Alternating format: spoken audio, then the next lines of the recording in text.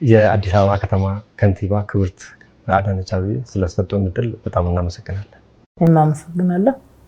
የአዲስ አበባ ከተማ አስተዳደር የተለያዩ እንቅስቃሴዎችን እያደረገ ይገኛል። በተለይ ከጥቂት ዓመታት ወዲህ በርካታ ስራዎችን እያከናወነ ነው የሚገኘው። በዚህ ሂደት ውስጥ የነበሩ ፈተናዎች ምንድን ናቸው? እነዚህ ፈተናዎችስ እንዴት ነው የታለፉት የሚለውን እስከዚህ ነው። እንግዲህ ስራም በሚሰራበት ሰዓት ያው ያለፍንበት ወቅት መለስ ብለን ስንመለከት እስከ ዛሬም ድረስ በጣም ፈተና የበዛበት ወቅት እንዲሆን ያደረገው የለውጥ ዘመን ስለሆነ ነው። በርካታ የተለማመድናቸው አብረውን የኖሩ እሳቤዎች፣ አስተሳሰቦች፣ ልምምዶች በአዲስ ይተኩ፣ እንቀየር፣ እንለወጥ፣ በሀገራችን ፍትህ፣ እኩልነት፣ ህብረ ብሔራዊት ኢትዮጵያ በአንድነት መሰረት ላይ መቆም እንዲችል የኢትዮጵያ አንድነትን በህብረ ብሔራዊነት ላይ መቆም እንዲችል ስንል በርካታ ፈተናዎችን አሳልፈናል። በለውጥ ያው ተጠባቂ ነው። አዲስ አበባም ከዛ የተለየች አይደለችም እና እስከ ጦርነት ድረስ የወሰደን ፈተናዎች ተከፍሏል። በየቦታው ላይ ግጭትን ለመፍጠር የከተማችንን ሰላም ለማስፈን በተለይ ደግሞ ያው የመንግስት መቀመጫ የፌደራል መንግስት መቀመጫ እንደመሆኗ የዲፕሎማቲክ ማዕከል የብዙ የውጭ ዜጎችና ተቋማትም ጭምር መቀመጫ እንደመሆኗ ትኩረትም ለማግኘት ሲባል ጫናው አዲስ አበባ ላይ ቀላል አልነበረም። አንዱ እሱ ነው። ሁለተኛው ነገር ደግሞ የተደራረበ የተወዘፈ በርካታ የመልካም አስተዳደር ጥያቄ የነበረበት ነው። ህዝቡ ለውጥ መጥቷል፣ ለውጥ ከመጣ በፍጥነት ይመለስልኝ ይላል ሰው። በርካታ የህዝብ ጥያቄዎች ይነሳሉ። ሶስተኛ የስራ ባህሉ ደግሞ ይህንን በፍጥነት ለመመለስ የሚያስችል አይነት አይደለምና በተለመደ ሰዓት ቆጥሮ ገብቶ ሰዓት ቆጥሮ መውጣት ነው እንጂ በዛ በተባለው ሰዓት ራሱ ምን ያህል ውጤታማ ስራ ሰራው ብሎ መጠየቅና በዛ ልክ መለካትና መለካት ብዙ ያልተለመደ ባህል ነው። ፕሮጀክት ከተጀመረ ባለቀ ሰዓት ያልቃል። በተቀመጠው የስራ መርሃ ግብር ወቅት በጀት መጨረስ ፈተና እንደነበረ በሚገባ አይተነዋል በሂደታችን ላይ ማለት ነው። እንዲሁም ሌብነት ልምምድ የሆነበት መስረቅ ከተገኘ እድሉ ከተገኘ ከፕሮጀክትም በግዢ ስርዓት በጉቦ የመንግስት አይደለ እንዴ ምን ያስጨንቀሃል አይነት እሳቤ በጣም የገነገነበት ሁኔታ ነው ያለው። በተጨባጭ ያለፍንበት ዛሬም ቢሆን ያልተሻገር ነው። ስለዚህ እነኚህን በጥቅሉ ስናያቸው ፈተና ናቸው። የህዝቡን ጥያቄ በፍጥነት ለመመለስ የስራ ባህሉ ብቻ ሳይሆን ካፒታሉ አቅም የሚፈትን ነው። መመለስ እንፈልጋለን፣ በፍጥነት መስራት እንፈልጋለን። ነገር ግን ደግሞ ከለውጥ ወዲህ ስንጀምር የፌደራል መንግስትም ካዝና የኢኮኖሚ መናጋት የነበረበት ነው። ከተማችንም እንደዛው በራሷ በጀት የምትተዳደር ከተማ ናት በእርግጥ። ነገር ግን ደግሞ ብዙ መሰረቶቿ በዚህ ላይ የተገነቡ አይደሉም። ሌላኛውና ቀላል የማይባል ፈተና ደግሞ ዘመኑ ድህረ እውነት ላይ የሚገኝ ዘመን ከመሆኑ አንፃር በርካታ እውነቶችን ውሸት አስመስሎ የማቅረብ በርካታ ውሸቶችን እውነት አስመስሎ የማቅረብ በጣም በከፍተኛ ሁኔታ መረጃዎች በተለያየ መንገድ ወደ ህዝብ የሚወርዱበት የትኛው ነው ትክክለኛ ብሎ ህዝቡ መዝኖ ለመውሰድ የሚቸገርበት ወቅት ላይ ነው። የሶሻል ሚዲያው የተለያየ የመረጃ አውታር በአንድ በኩል፣ በሌላ በኩል ደግሞ እስኪ ዲሞክራሲ ስርዓትን የመገንባት ልምምዳችን የፖለቲካ ስርዓታችን ከነበረበት እስራት እንዲፈታና ለቀቅ ባለ ሁኔታ ሰው ዲሞክራሲያዊ መብቱን ኤክሰርሳይዝ ሲያርግ ሲባል ልቅነት ገደብ የሌለበት አይነት አርጎ መረዳት ብዙ ከባህላችን ከማህበራዊ መስተጋብራችንና ትስስሮችም ጋራ የማይሄዱ የህዝቡን አብሮነት አንድነት ሊያናጉ የሚችሉ ልቅ የሆኑ ነገሮች ሲያጋጥሙን እንደነበረ በተለይ የህዝቡን አብሮነት የህዝቡን ለስራና በመንግስት ላይ ያለውን እምነት መሸርሸር የሚያስችሉ ቀላል የማይባሉ ፈተናዎች ነበሩ። በዙ ባለመደ መንገድ በዛም በዚህም እየተቀረጹ የሚቀርቡለት የትኛው እውነት የትኛው ውሸት እንደሆነ ቆም ብሎ ለማየት አንዳንዶች ፈታኞች የነበሩበት ሁኔታ ውስጥ እንዳለፍን ስናስታውስ ዋና ዋና ተግዳሮቶች ናቸው ብዬ የማነሳቸው ናቸው። አዲስ አበባ በብዙ መልክ እየተቀየረች ነው። ከሁሉ በላይ አዲስ አበባ ለነዋሪዎቿ ምቹ የሆነች ከተማ ትሆን ዘንድ የተሰሩ ስራዎች ጎልተው ይታያሉ።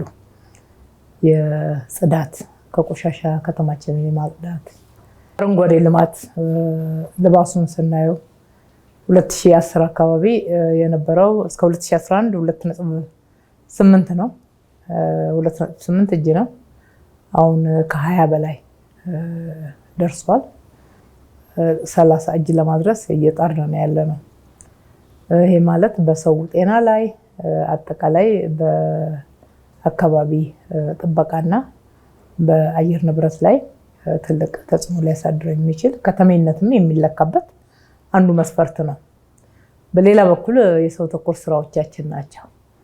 ለሰው ልዩ ትኩረት የሰጠንበት ክብር ለነዋሪዎቻችን የነዋሪዎችን ገበና ጠጋ ብሎ ዝቅ ብሎ በማየት ያለባቸውን ችግር፣ ደስታቸውን፣ ሀዘናቸውን የመካፈል እና ለማቃለል ደግሞ በበርካታ ስራዎች አጅበን የሰራንበት ነው። በመቶ ሺዎች የሚሆኑ መኖሪያ ቤቶች ሰርተን ለህዝብ ማቅረብ ችለናል። በጥቅሉ በመቶ ሺዎችን በል እንጂ ፕራይቬቱ የሰራውን ስንጨምር ወደ 270 ሺህ የሚደርሱ ቤቶች በዚህ ዘመን ውስጥ ተሰርተው ለነዋሪዎች መድረስ ችለዋል። ከዛ ውስጥ ወደ 39 ሺህ የሚሆኑት ደግሞ በየቦታው ቤት የወደቀባቸው የተጎዱ ወገኖቻችን ናቸው። በዛ በኩልም ለውጥ አለ። የመጠጥ ውሃ ሽፋኑ ወደ 60 እጅ አድጓል፣ ከነበረበት ማለት ነው። በ60 እጅ ከፍ ብሏል።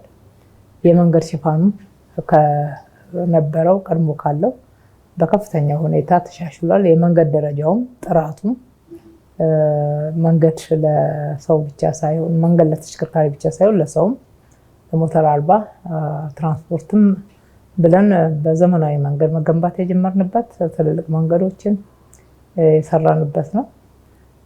የህዝቡን የኑሮ ጫና ለማቃለል የገበያ ማዕከላት፣ የእሁድ ገበያ መዳረሻዎች በተለያዩ መንገድ ህዝባችን ጋር እየደረስን የሰራንበት ነው። ትልልቅ ሜጋ ፕሮጀክቶች ታቅዶ የተሰሩበት ነው። የአድዋ ድል መታሰቢያ እንኳን በኢትዮጵያ ብቻ ሳይሆን በአፍሪካውያን ዘንድ ኩራት ነው ብለን የምንኮራበት የድላችን መታሰቢያ የተሰራው በእነኚህ በጠራቸው ዘመናት ውስጥ ነው። በጥቅሉ የሰራናቸው ስራዎች ትልልቅ የስራ እድል የፈጠሩ፣ የከተማዋ ገቢ በ8 እጥፍ ከፍ ብሎ ያደገበት፣ የከተማዋ ወጪ ደግሞ እጅግ ቁጠባ መሰረት ባደረገ 50% እንኳን ለካፒታል ፕሮጀክት ለዘላቂ ልማት የማይውልበት ከተማ የነበረ ነው። አሁን እስከ 71 እጁ ከበጀታችን የሚውለው ለዘላቂ ልማት፣ ደህንነትን ለመቀነስ፣ ለካፒታል ፕሮጀክት ነው። ስራ እድል ለመፍጠር ነው። በሰፊው የኢኮኖሚውን ማነቃቂያ ስትራቴጂዎች ለመተግበርና ለማህበረሰቡ ደግሞ ኑሮውን ለማቃለል ሰፋ ያለ ድጎማ የምናቀርብበት ነው። አውቶቡሶችን እንኳን በእነኚህ ጊዜያቶች ውስጥ ወደ 700 የሚደርሱ አውቶቡሶችን ለህዝብ ማቅረብ ችለናል።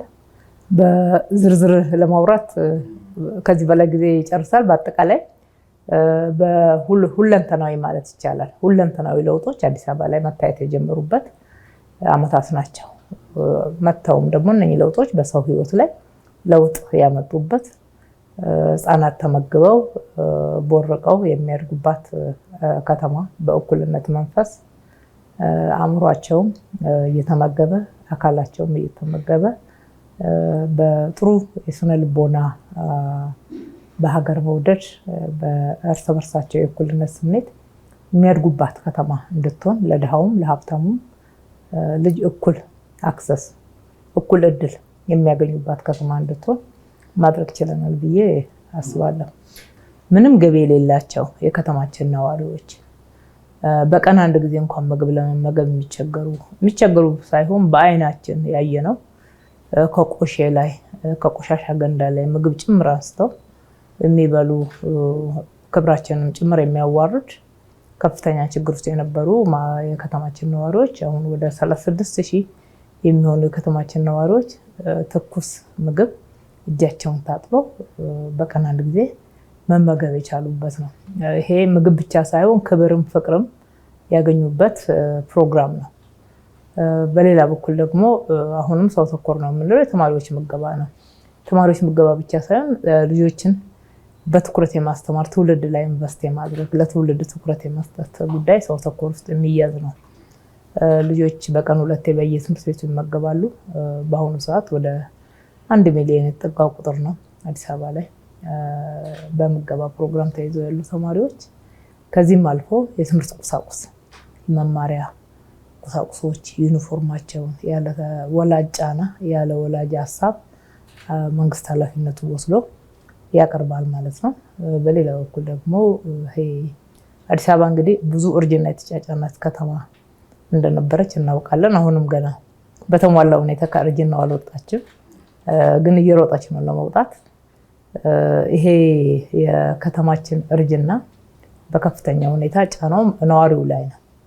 የወዳደቁ ቤቶች አንዳንዴም ደግሞ ወድቀውም ጭምር በላስቲክና በተሰባበረ ቆርቆሮ ተጠግነው ነዋሪዎች ፍሳሽ ማስወገጃ ሳይኖራቸው፣ መጸዳጃ ሳይኖራቸው፣ ማብሰያ ስፍራ ሳይኖር እጅግ በጣም አስቸጋሪ በሆነ ለአደጋ ማጋለጭ በሆነ ሁኔታ ይኖሩበት የነበረው ሁኔታ መቀየር የተቻለበት ነው።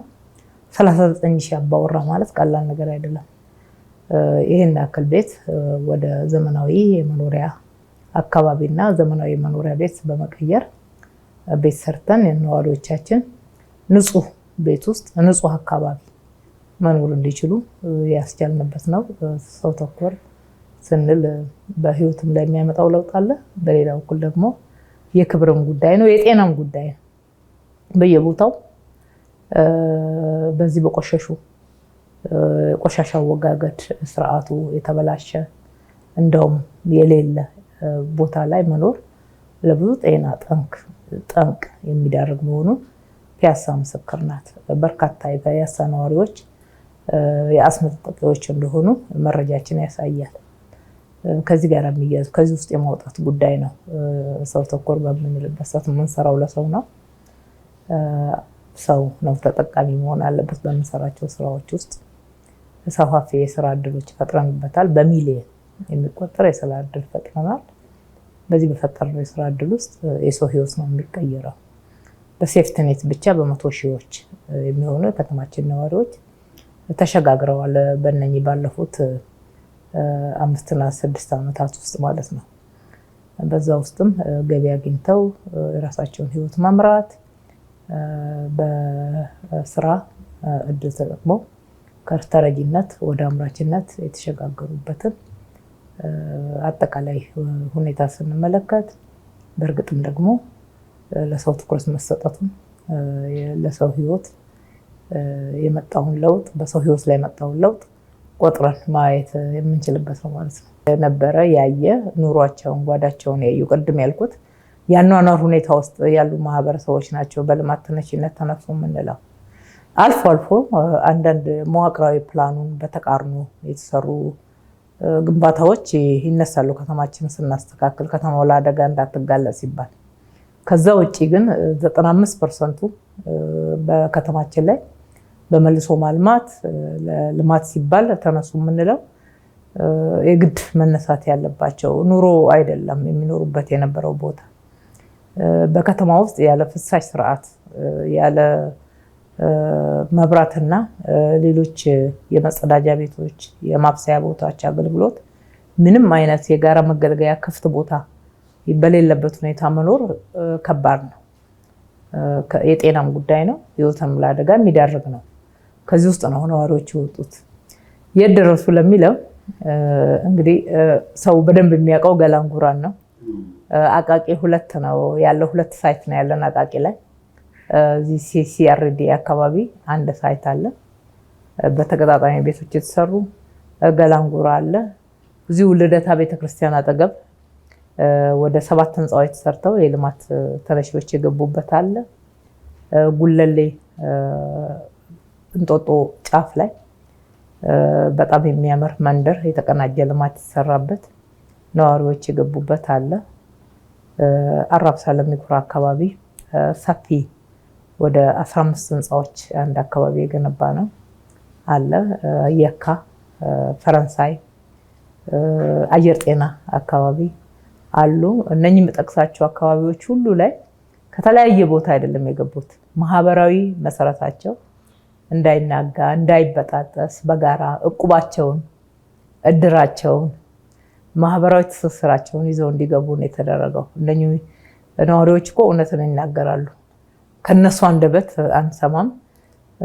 እኛ የፈለግነውን ናሬት አድርገን እንደገባን ወይም ደግሞ እንደሚጠቅመን እንናገር የሚሉ ሰዎች ካልሆኑ በስተቀር እውነታው ይሄ ነው። ሰው ከለመደበት አካባቢ ሲነሳና የሆነ ቦታ ሲሄድ መቼም እንደኖረበት አይሆንም ለጊዜው። እሱ ግን ጊዜያዊ ነው፣ ጊዜያዊ ነገር ነው። ከጉርብትናው ከአደረጃጀቶቹ ካልተለየ ንጹህ ቦታ ይገባዋል፣ ንጹህ አካባቢ ይገባዋል፣ ንጹህ መኖሪያ ይገባዋል። ይሄ እኮ መሰረታዊ የሰው ልጅ ፍላጎት ከሚባሉት አንዱ ነው። በሌላ በኩል ደግሞ ይሄ ጥፋት ነው ወይም ደግሞ ትክክል አይደለም ብለው ለሚተቹ ሰዎች ከዚሁ አካባቢ ኮንዶሚኒየም ለሰዎች ሲወጣ እንሰማለን። እኛም ከመጣን 1-2 ዙር የኮንዶሚኒየም ቤቶች እጣ ወጥቷል። ከየትኛውም የአዲስ አበባ አካባቢ ቢሆን እጣ ከወጣለት ተደግሶ ነው እንኳን ደስ ያለ የሚባለው። አራብሳ ይድረሰው፣ የፈጬ ይድረሰው፣ ቱሉ ዲምቱ ይድረሰው። የቆዩ ናቸው አለና ቱሉ ዲምቱ በጣም የቆዩ ናቸው፣ የቆዩ ሳይቶች ናቸው። ጀሞ 3 ይድረሰው እንኳን ደስ ያለ ተብሎ ፌሽታው ልዩ ነገር ነው። እንግዲህ በኮንዶሚኒየም ቤት ገና ብዙ ነገር በራሱ የሚሰራው አለው። ሁሉ ነገር መንግስት ጭርስ አድርጎ አይደለም ኮንዶሚኒየም የሚያስረክበው። እነኚህ የልማት ተነሺዎች ግን በራቸውን ከፍተው እቃቸውን ጭምር የሚያስገቡላቸው የከተማችን በጎ ፍቃድ አገልግሎት የሚሰጡ ወጣቶች ናቸው። እቃቸውን እንኳን አይሸከሙ። እቃቸውን አስረውላቸው ይዘው ሄደው አድርሰው እዛ የሚገቡበት ደግሞ ወጣቶች ተቀብለው እቃቸውን ደርድረው ተመርቀው ነው የሚወጡት። በተለይ በአብዛኛው አቅመ ደካሞች ጋር ማለት ነው። እና የሚራከሰው መንግስት ጨርሶ ሁሉን ነገር ጨርሶ መንግስት በመደባ ስለሰጠ ነው። በልማት ተነሺ ስም ልክ እጣ እንደሚወጣው ለምን ክብር አጣ ቤት የሚለውን ስናይ ጉዳዩ ለሌላ ፍጆታ እንጂ ማህበረሰቡ ተጎዳ የሚል ለማህበረሰቡ ከመቆርቆር የሚነሳ አይደለም። በሌላ በኩል እዚህ አካባቢ የሌላቸውን በርካታ መሰረተ ልማቶች ነው ያገኙት። ህፃናት ኳስ ሜዳ አልነበራቸውም። እነኚህ ሳይቶች ላይ እንዳለ ኳስ ሜዳ እናገኛለን። የልጆች መጫወቻ እናገኛለን። የልደታ የለሚኩራና የገላንጉራን ሳይት ስንሄድ የእንጀራ ፋብሪካ ጭምር አላቸው። የጉለሌ እንጀራ ፋብሪካ ጭምር አላቸው። ሌሎች አካባቢ ላይ መጠቀሚያ የሚሆኑ ነባሮቹ ትምህርት ቤቶች ለልጆቹ ምቹ ከሆኑ እዛው ይገባሉ። በቂ አይደሉም ከተባለ እንደ ገላንጉራ አይነት ደግሞ በርከት ያሉ ከሆኑ ከህፃናት መዋያ ከኬጂ ጀምረን እስከ ሃይ ስኩል ድረስ እዛው ደጃቸው ላይ ትራንስፖርት የለም፣ መኪና ይገጫቸዋል፣ እንደዛ ነው የሚባል ነገር የለም። ምሳ ይዞ መሄድ የለም። እዛው ነው ሁሉም ነገር በተቀናጀ መንገድ የተሰራው። የባስ ስቴሽን ደጃቸው ላይ ነው። የኮሚኒቲ ወይም ደግሞ በጋራ ማህበረሰቡ ትስስሩ የበለጠ እንዲጠናከር በጋራ የሚገናኝባቸው ስፖርት የሚሰራበት የሚወያይበት ማህበራዊ ትስስሩን ማጠናከር ከፈለገ ወይም ያስፈልጋል እንግዲህ ኢትዮጵያውያን ከባህላችን አንፃር እናውቀዋለን እና የሚገናኝበት ስፍራ ሁሉ ነው አንድ ላይ ተዘጋጀለት። አየሩ ጭምር ምግብ ነው እውነቱን ለመናገር ከዚህ ከተጨናነቀ ለአፍንጫ ጭምር የማይመች አካባቢ ለኖረ ሰው ምን ማለት እንደሆነ እነሱ ለውጡን በሚገባ ያውቁታል። ቤታቸው ጽድት ያለ ነው። እሱም ብቻ ሳይሆን ከነኛ አካባቢ የተነሱት በቤት አላቸው ተብሎ የሚታወቁ ብቻ አይደሉም። የፈራረሰም የወዳደቀም ያረጀም ቢሆን የቤት ቁጥር ካለው ህጋዊ ነው። የቤት ቁጥር ሳይኖረው እየለጠፈ ተጠግቶ በቀበሌ ፓርሰል ውስጥ ቆጥ ተብሎ በጣራ ውስጥ ይኖር የነበረ የኛው ዜጋ ነው፣ የኛው ነዋሪ ነው። እንደዚህ አይነት ቦታ የሚኖርን ሰው ህገወጥ መሬት ሊወር ነው ሊያሰኝ የሚችል ምንም ነገር የለም። ከአንገቱ ማስገቢያ በስተቀር ምንም መሬት የምትባልም አይደለችም የሚኖርበት። ኑሮ ጫና ፈጥሮበት እንደሆነ ተገነዘብን። ለእነሱ ጭምር ነው ሰርተን የሰጠነው። ድህነት ጥልቀቱን አየንና በዛ ሂሳብ ነው የወሰንነው። ስለዚህ ነዋሪዎቻችን የደረሱበት አካባቢ የጠቃቀስኳቸው ናቸው። በሌላ በኩል ደግሞ ማህበራዊ መሰረታቸው በተጠናከረ ሁኔታ እየሄደ ነው ያለው። ተጨማሪ መሰረተ ልማቶች ድሮ ያልነበራቸው እንዲኖራቸው ማድረግ ተችሏል። በቤታቸው ብቻ ሳይሆን በአካባቢያቸው ሰፊ የስራ እድል በሄዱበት ሁሉ የፋርማሲ የሸማቾች የመሳሰሉት በራቸው ላይ ናቸው ያሉት። በተጨማሪ ግን ሱቆች እንዲኖራቸው ትላንት ይነግዱ የነበሩ ለዛው ማህበረሰብ ይሸጡ የነበሩ ስለሆኑ እዛው አካባቢ ሱቅ እንዲኖራቸው መሸጥ እንዲችሉ እዚህ መሀል ከተማ ደግሞ መነገድ የሚችሉት የንግዱ አይነት ለምሳሌ የግንባታ ፊኒሺንግ እቃ እንደዚህ የመሳሰሉት የሚያቀርቡ ደግሞ እዚሁ ከመሀል ከተማ ላይ መስሪያ ቦታ እንዲያገኙ ሼድ ብቻ 1444 ያክል አቅርበናል። በሁለተኛው ኮሪደር ከአንደኛው ኮሪደር ጋራ ወደ 2300 ሼዶችን ለተነሺዎች ማቅረብ ችለናል። አሁን በሁለተኛው ኮሪደር ደግሞ ከአንደኛው ኮሪደር ተምረን በርከት ያሉ ሱቆች በየአካባቢው እንዲኖሩ አንደኛ ኮሪደሩ በደንብ ሰው የሚጠቀምበት እንዲሆን፣ ሰው የሚያመሽበት እንዲሆን፣ ሰው የሚውልበት እንዲሆን የተሰራው ለሰው ነው። ሁለተኛ ነገር ደግሞ በደንብ ንግድ ማሳለጥ እንዲቻል ታስቦ ከአንደኛው ኮሪደር በሁለተኛው ኮሪደር የተሻለ ልምድ አግኝተን እሱንም አሳልጠነዋል ማለት ነው።